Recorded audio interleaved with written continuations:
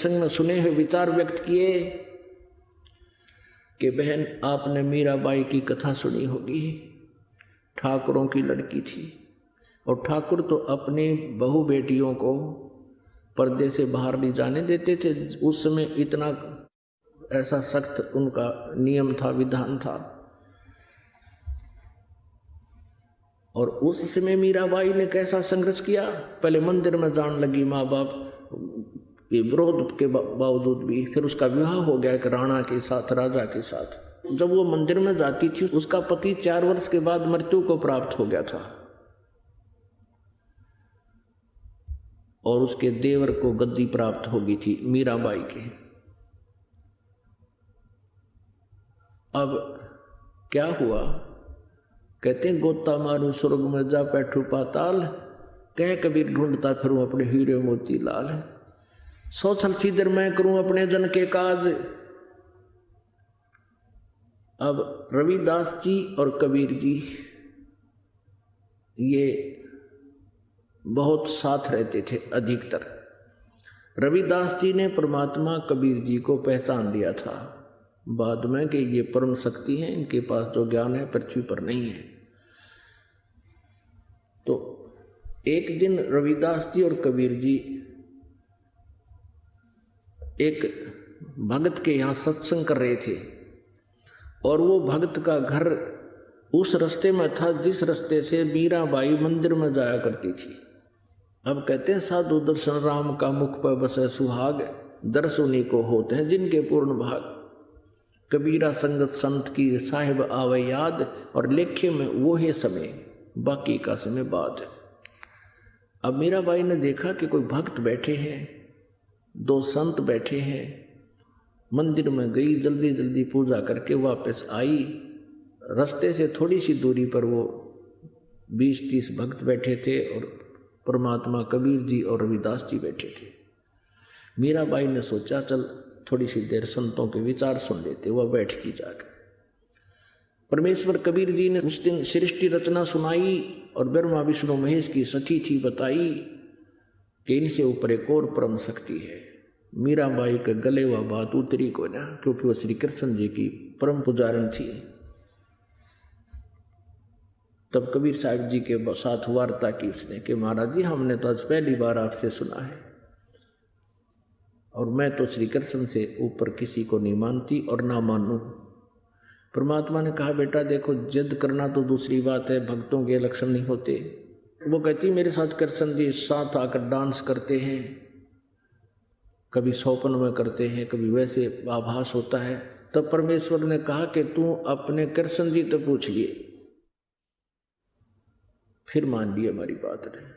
मीराबाई को तो चिंता होगी, उसने लेट गई सपने में, वही चिंता श्री कृष्ण जी प्रकट हुए। श्री कृष्ण जी से मीरा जी ने पूछा कि भगवान मैंने ऐसे ऐसे संतों के वचन सुने हैं और संत झूठ नहीं बोलते, ये भगवान क्या आपसे ऊपर भी कोई परम शक्ति है? श्री कृष्ण जी ने कहा कि हमारे से ऊपर बहुत परम शक्ति है, लेकिन मीरा उसकी भक्ति करने का कोई लाभ नहीं, हमने करके देख ली, वो उसकी प्राप्ति हो नहीं सकती, क्यों व्यर्थ प्रयत्न करें। अब मीराबाई का तो करंट जैसा झटका लग गया, अरे तेरा गजब हुई, इन तो ऊपर भी कोई शक्ति है। तो अगले दिन तुरंत जाके चरणों में मत्था टेक दिया उस पुण्यात्मा ने और कहा प्रभु मेरी शंका खत्म होगी, श्री कृष्ण जैसे भी ऊपर शक्ति है लेकिन वो कह रहे हैं वो मिलती नहीं। परमात्मा कहते हैं हम मिलावांगे उससे, बेटी ना क्यों मिले, फिर फायदा क्या भक्ति का जो भगवान नहीं मिलाते। उस दिन के बाद उसने अपना मंदिर जाना बंद कर दिया, क्योंकि परमात्मा के नियम है अब वहाँ नहीं जाएगी, उस मूर्ति में भगवान नहीं है। और जिसकी मूर्ति है वो मिलेगा जब बात बनेगी। जैसे एक सेब की मूर्ति रखी हो पत्थर की चाहे किसी की, वो सेब की मूर्ति ये तो याद दिलाती है कि सेब के गुण क्या है। वो सेब ओरिजिनल मिला जो बात बने, उस मूर्ति वाली सेब ते पेट नहीं भरे। कहने का भाव ये है कि मीराबाई ने कहा प्रभु मुझे उपदेश दे दो। अब वो ठाकुरों की लड़की, कबीर जी जुलाहा, रविदास जी चमार, अब संत कच्चा काम नहीं करते। परमेश्वर ने सोचा कि इसकी परीक्षा भी ले लें या कदे कल, क्योंकि कल को नाम लेने के बाद इसको लोग टोंट कसेंगे और यह नाम त्याग देगी तो इसकी दुर्गति दूनी हो जाएगी। क्योंकि गुरुजी का उपदेश लेने के बाद अपने गुरुजी के प्रति चाहे सारा संसार कुछ भी कहता रहे उसके विषय में सुना नहीं करते।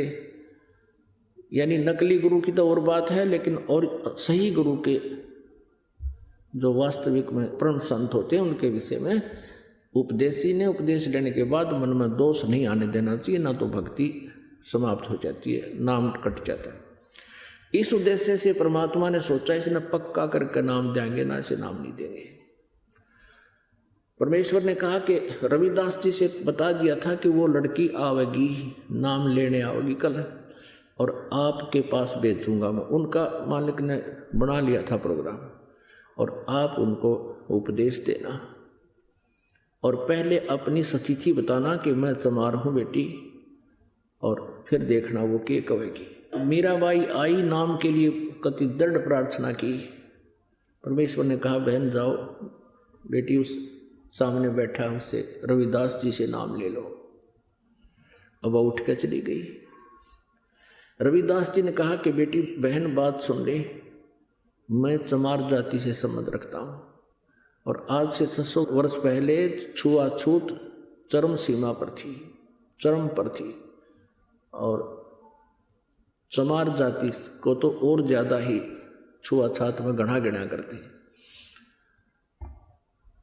और कहा बेटी देख ले फिर दुनिया तुझे जीने नहीं देगी बेटी।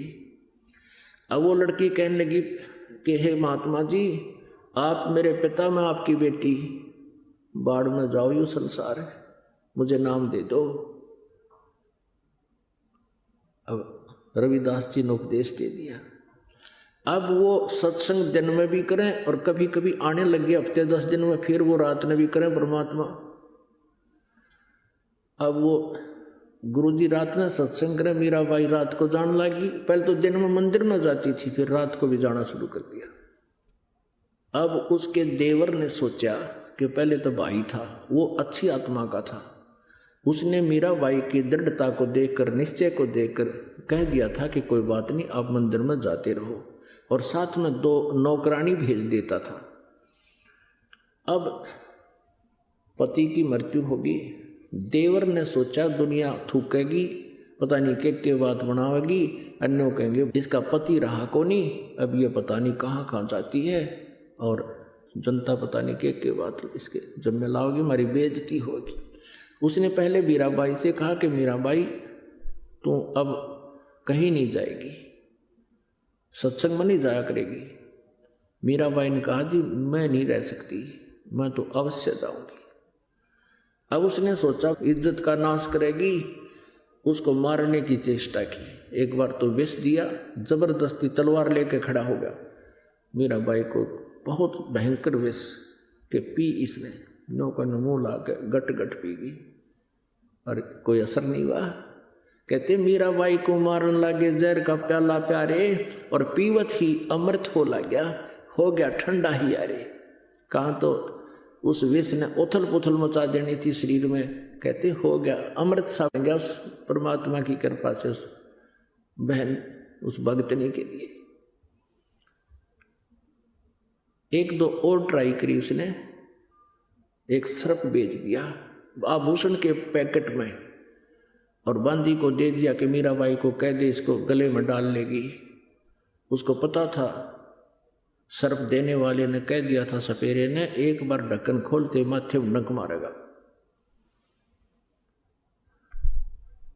अब जो ही उसने मीराबाई को ये आभूषणों का डिब्बा पहुंचाया पैकेट, और मीराबाई को कह दिया गया था बांदी के माध्यम से कि इसको गले में डाल लेगी, ना मेरी बेइज्जती ना करवाइए, मेरे छोरे का जन्मदिन है आज। वो राणा कहने लगा और रिश्तेदार नाती आएंगे और यूँ कहेंगे कि अपनी भाभी को यूँ ठीक ढंग से नहीं रखता, इस हार ने पैर लेगी। था उसमें सांप। अब मीराबाई ने खोला उस बांदी के सामने, यादें सुनते उसने सोचा ले पहन लेती हूँ, मेरे लिए तो मिट्टी है यूँ, ना और दुखी करेगा, खाम खा मतलब टेंशन पैदा करेगा। उसने खोला तो हार पाया, सांप नहीं था हार था, एकदम गले में डाल लिया। अब थोड़ी देर के बाद वो पहुंचा राणा के मर्गी होगी, शोर मचा दूंगा, क्यों हो गया, सांप लड़ गया, सांप लड़ गया, रिश्तेदार आ ही रहे हैं और बात खत्म हो जाएगी। अब उसके देवर ने जाकर देखा वो इतना सुंदर हार पहने बैठी। अब कहता ये हार कहाँ से लाई तू, बद चलन। अब वो कहने लगी जी आप मुझे जीने नहीं दो, आपने भेजा था ये, अभी तो आपने भेजा है। वो बांदी बुलाई, नौकरानी बुलाई कि ये इसमें क्या था, जी यही था, मेरे सामने खोला इसे, अपने सामने बंद करवा कर बांदी को दिया। बांदी पता नहीं था इसमें क्या है, उस नौकरानी को। उसने सोचा भाई कमाल हो गया, लेकिन उस दुष्ट आत्मा के फिर भी ये यकीन नहीं हुआ, क्यों देवी न सतावे तो इज्जत के ठेकेदार ने। फिर न सोची तो यूं तो नाम रहा। अगले दिन उसने स्वयं न सोची मैं रात ने इसने काट दूंगा तलवार से, तलवार लेकर चल पड़ा और कुआड़ा में मारी लात, दोनों किवाड़ियों खुल गए एकदम। सामने इतना मोटा सर्प और इतना ऊंचा, एकदम उठकर उसके माथे की तरफ डंक मारना चाहा। वो तो उल्टा कुला कर गया ना कोई दूर तक, जब जान बची। अब उसने सोची भाई या तो कौन मरे, और इज्जत का नाश हो गया। तब उसने उसकी माँ को बुला लिया, उसको कहा कि मौसी तू समझा दे, इसने हमारा नाश कर दिया इज्जत का, या मानती नहीं। अब वो लड़की जो है वो बहन सत्संग में जाया करती थी, वो ये कथा उसको सुना रही है, उस विधवा बेटी को, बहन को, जिसका बेटा तंग करता था। अब क्या बताती है, माँ और बेटी की क्या वार्ता होती है। सत्संग में जाना मीरा छोड़ दे, सत्संग में जाना मीरा छोड़ दे, हाय मारी लोग करें तकरार, सत्संग में जाना मीरा छोड़ दे, हाय मारी लोग करें तकरार, सत्संग में जाना मीरा छोड़ दे, सत्संग में जाना मेरा ना छूटे री, सत्संग में जाना मेरा ना छूटे री, हारी चाहे जड़ कमरो संसार, सत्संग में जाना मेरा ना छूटे री, हारी चाहे जड़ कमरो संसार, सत्संग में जाना मेरा ना छूटे री, थारे सत्संग के राय में, थारे सत्संग के राय में, आए वहाँ पर रहते हैं काले सांप, कोई कोई सर्प तन डस लेवे, आए वहाँ पर रहते हैं काले सांप, कोई कोई सर्प तन डस लेवे, जब गुरुदेव की मेरे होए री, जब सतगुरु जी की मेरे होए री, हारी व तो सर्प गंडे वे बने जा, सत्संग में जाना मेरा ना छूटे री, हारी व तो सर्प गंडे वे बने जावे, सत्संग में जाना मेरा ना छूटे री, हारी चाहे जड़ कमरो संसार, सत्संग में जाना मेरा ना छूटे री, हारी चाहे जड़ कमरो संसार, सत्संग में जाना मेरा ना छूटे री, थारे सत्संग के राय में है, थारे सत्संग के राय में है, हाय वहाँ पर रहते हैं बबरी शेर, कोई कोई शेर तने खा लेवे, आए वहाँ पर रहते हैं बबरी शेर, कोई कोई शेर तने खा लेवे। जब सतगुरु जी की मेहर होएरी, जब सतगुरु जी की मेहर होएरी।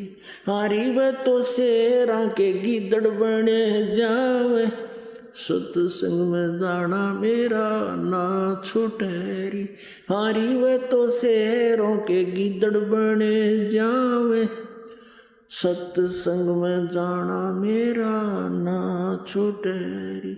हारी चाहे जड़ के मरो संसार, सत्संग में जाना मेरा ना छूटेरी। थारे सत्संग के बीच में, थारे सत्संग के बीच में आए वहाँ पर रहते हैं साधु संत, कोई कोई संत तन ले रमे। आए वहाँ पर रहते हैं साधु संत, कोई कोई संत तन ले रमे। तेरे री मन में माता पाप है री, तेरे री मन में माता पाप है री। संत मेरे माँ बाप है री, संत मेरे माँ बाप है री। हारी ये तो कर देंगे बेड़ा पार, सत्संग में जाना मेरा ना छूटे। हारी ये तो कर देंगे बेड़ा पार, सत्संग में जाना मेरा ना छूटेरी। हारी चाहे जड़ कमरो संसार, सत्संग में जाना मेरा ना छूटे। सत्संग में जाना मेरा छोड़ दे, सत्संग में जाना मेरा छोड़ दे। हाय मारी लोग करें तकरार, सत्संग में जाना मेरा छोड़ दे। सत्संग में जाना मेरा ना छूटेरी, सत्संग में जाना मेरा ना छूटेरी। हारी चाहे जड़ के मरो संसार, सत्संग में जाना मेरा ना छूटेरी। वो तो जाति चमारे है, वो तो जाति चमारे है, इसमें हमारी आर है, इसमें हमारी आर है। तेरे लिख मता चमारे है री, वो तेरे लिख मता चमारे है री। मेरा सिरजन आर है री, मेरा सिरजन आर है री। हारी व तो मीरा के गुरु रविदास, सत्संग में जाना मेरा ना छूटेरी। हारी व तो मीरा के गुरु रविदास, सत्संग में जाना मेरा ना छूटेरी। हारी चाहे जड़ के मरो संसार, सत्संग में जाना मेरा ना छूटेरी। अपने आत्मा परमात्मा के लिए इतना संघर्ष करना पड़ेगा। यदि मीराबाई उस समय उस खानदान के चक्कर में पड़ी रहती, इस संसारिक झूठी लोक लाज में आकर भक्ति ना करती, आज कौन मीराबाई को याद करता। आज उस बहन बेटी का जुबान पर नाम है सबसे पहले, और जो इज्जत वाली बनी फिरें थी, ठेकेदार हो रहे थे हमारी इज्जत का नाश हो जाए, वो कुतिया बनी फिरे, वह इज्जत गली में अंडाज। परमात्मा कहते हैं बीबी पड़दे रहे थी, डोडी लगे थी बार, इब गा तो गाड़ा फिरती हो बन कुतिया बाजार। नक बेसर नक पर बनी पैर थी हार हमेल, और सुंदरी से कुतिया बनी सुन साहिब के खेल। अब उस बहन का यह बात बहुत खटकेगी, और पुण्यात्मा होती है जब तक उनको ये ज्ञान नहीं सुनने को मिलता है तभी तक दबी रहती है। अब उसने उसी दिन कहा बहन मैं नाम लेकर आऊंगी, उसके साथ चलेगी। परमात्मा कबीर जी से यानी परमेश्वर से नाम लिया, संत से उपदेश ले लिया। तो फिर जैसे ज़्यादातर आपको सत्संग में किस लिए बुलाया जाता है, आप एक दूसरे से भी बहुत कुछ ग्रहण करते हो। छोटे छोटे बच्चों को देखते हैं, दंडवत प्रणाम करते हैं, भंडारे में सेवा करते हैं, तो आप जी के अंदर भी उमंग होती है, मैं भी कुछ